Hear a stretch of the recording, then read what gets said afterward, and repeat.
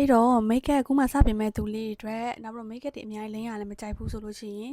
ကိုယ့်ရဲ့ရှည်ရင်းစွဲအလှလေးကိုပဲပို့ပြီးတော့လှသွားစေပြီးတော့ makeup မလင်းထားသလိုပေါ့နော် skin ဆိုလို့ရှိရင်လည်းဒီလို blush တွေဒီ contour တွေလည်းမပေါ်စေတဲ့ makeup ပြင်နည်းလေးပြင်ပြပေးပါမယ်အဲ့တော့ tutorial လေးကိုဆက်ကြည့်လိုက်တော့နော်ပထမဆုံးခု Nivea လေးလိမ့်ပြီပေါ့နော်အဓိကကလေအဲ့လိုမျိုးskin ကကြတော့ blush တွေနောက်ပြီးတော့ contour တွေနောက်ပြီး highlight တွေပေါ့နော်နောက်ပြီး sunscreen သုံးတာအဲ့လိုမျိုးတွေကိုအကုန်လုံးကိုလေအကြောင်းလိုက်ကြီးတီးတန့်ကြီးပေါ်မနေဖို့ဆိုလို့ရှိရင်အောက်က moisturizer ကောင်းကောင်းလေးခံပေးဖို့လိုတယ်ပေါ့ပြီးရင်ဒီ Dior က SPF ပါတယ် glow fluid လေးသုံးမယ်ပေါ့နော်ဒါလေးကကြတော့ SPF 15ပါပါတယ်ဒါလေးကလက်ဆောင်ရထားတာပါကျမအတော့ကနေပြီးတော့လက်ဆောင်ပေးထားတာပေါ့နော်သုံးဖြစ်တယ်ဆိုလို့ရှိရင်လည်း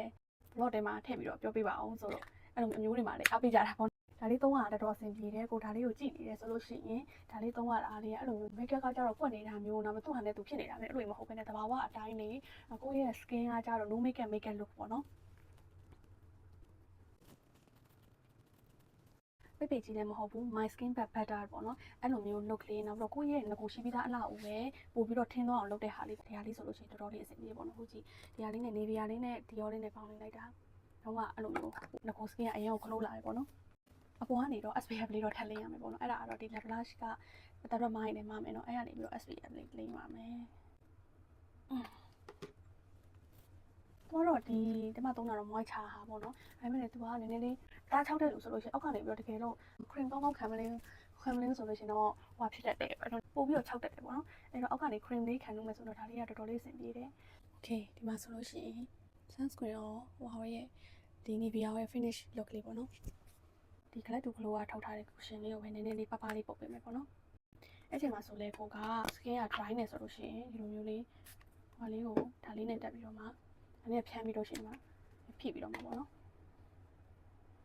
ပပလေးလင်းပေးမယ်အဲ့ဆိုရင်ကိုယ့်ရဲ့ skin ကအောက်က glow နေတာလေပေါ်တယ်ပေါ့နော်